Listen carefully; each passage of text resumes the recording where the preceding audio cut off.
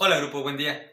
El día de hoy vamos a continuar con lo que es nuestro temario para examen de admisión a la preparatoria y nuestro segundo bloque habla de lo que son las fuerzas, la explicación de los cambios. Este es un tema relativamente extenso, sin embargo vamos a empezarlo con un poco de teoría y de ahí ya lo iremos haciendo un poco más interactivo, un poco más práctico.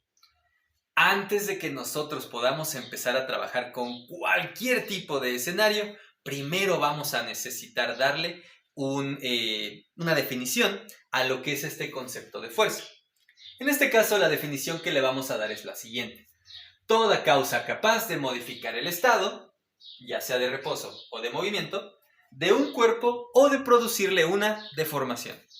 Entonces, si nosotros hacemos algo para que un objeto cambie su estado, si por ejemplo algo está estático y nosotros lo empujamos, entonces le estamos aplicando una fuerza.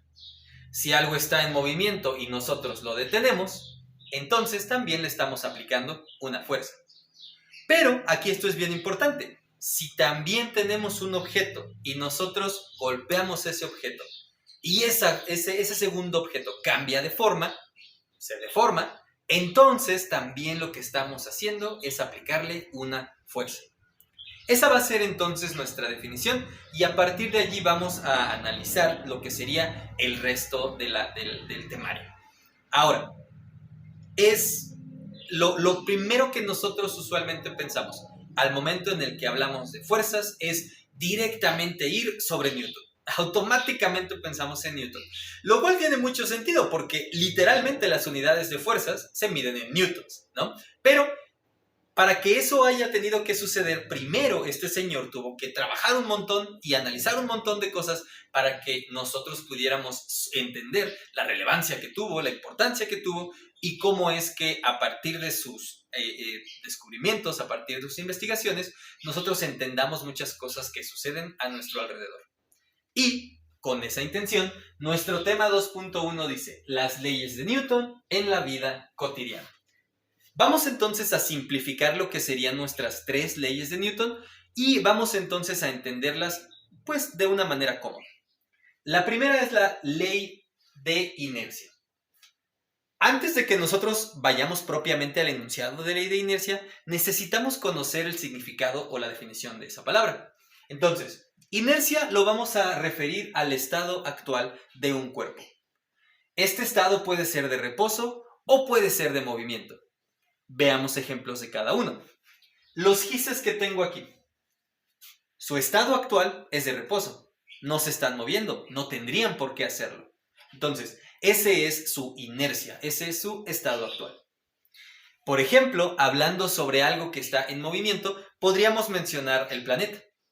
El planeta no solamente está girando, sino que también se está trasladando. Entonces, su inercia es el movimiento. Ahora que ya entendimos esta pequeña palabra inercia, vamos a ir directamente al enunciado. Y el enunciado dice, todo cuerpo mantiene su inercia a menos que fuerzas externas actúen sobre él. ¿Qué tiene que suceder para que estos gises se muevan? Bueno, lo que tiene que suceder es que haya una fuerza externa que los tome y haga que cambien su estado. En este caso, yo podría aplicarle todavía otra fuerza, deformando este gis, tal vez escribiendo con él, y entonces cambiaría su forma y se le estaría aplicando una fuerza. Si quisiéramos ver un ejemplo sobre algo que está en movimiento, nosotros sabemos que la inercia del planeta es moverse. ¿Qué tendría que pasar para que este planeta, o en este caso este movimiento, cambiara?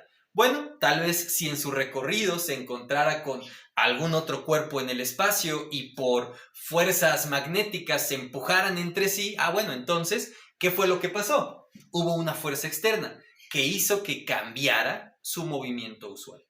Eso es a lo que se refiere. Y esto es lo que entendemos como la primera ley de Newton. Ahora, ya que hablamos sobre la primera, vamos directamente a la segunda. La segunda ley es lo que conocemos como el principio de masa o como la ley fundamental de la dinámica. Aquí nosotros necesitamos tener en consideración que cuando hablamos de dinámica estamos hablando de movimiento. Eso es lo que estamos tratando de hacer cada vez que nosotros enunciamos o trabajamos con lo que entendemos como la segunda ley de Newton. Y el enunciado dice lo siguiente: la aceleración de un objeto es directamente proporcional a la fuerza que actúa sobre él e inversamente proporcional a su masa.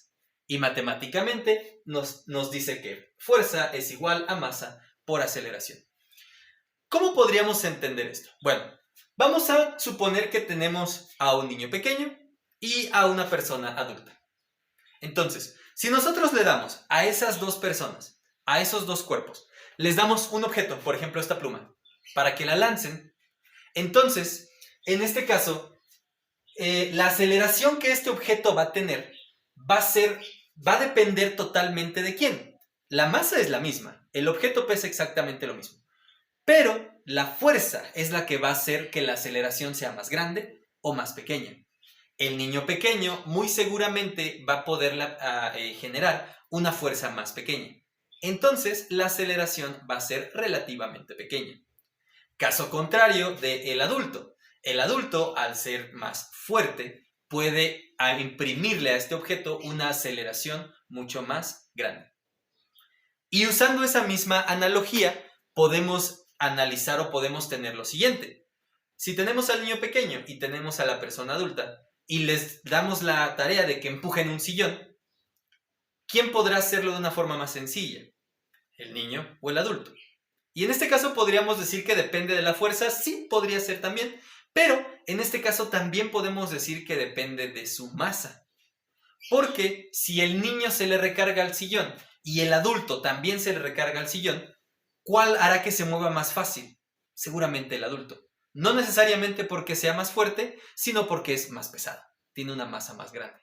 Y entonces ahí es como nosotros podemos ver esta aplicación de lo que es la segunda ley de Newton. Como nos podemos dar cuenta, estamos propiciando movimiento y ese movimiento depende de la fuerza y de la masa también. Esta ley la vamos a analizar también un poco más a profundidad en ejercicios posteriores, porque esta misma ley la vamos a poder utilizar cuando empecemos a trabajar, por ejemplo, con lo que es la gravedad. Pero de eso ya hablaremos después. Y solamente para terminar, lo que sería la tercera ley de Newton, o lo que conocemos como el principio de acción y reacción. Probablemente este es la ley que más usualmente escuchamos o que más tenemos grabada en nuestra cabeza. Y en realidad es bastante lógico, porque si nosotros hacemos algo, seguramente eso tiene una consecuencia, ¿no? Y entonces eso es lo que entendemos como acción y reacción. Si nosotros le pegamos a alguien, muy seguramente nos van a regresar ese golpe. Y entonces, a partir de Newton, él dice lo siguiente: por cada acción hay una reacción igual de signo opuesto. Si nosotros empujamos algo, al momento en el que nosotros empujamos, nosotros sentimos como también nosotros somos lanzados hacia atrás. ¿Qué tan fuerte? Pues tan fuerte como nosotros hayamos empujado. Y esto es a lo que se refiere con lo que habla la tercera ley de Newton. Si nosotros hacemos algo, muy seguramente habrá una consecuencia. Y por eso es que es fácil de recordar esta tercera ley. Y bueno, esta es como tal el contenido de lo que sería nuestro tema 2.1, leyes de Newton en la vida cotidiana. Aquí está la información, hagan sus anotaciones y en caso de que tengan cualquier duda, háganmelo saber. Hasta luego.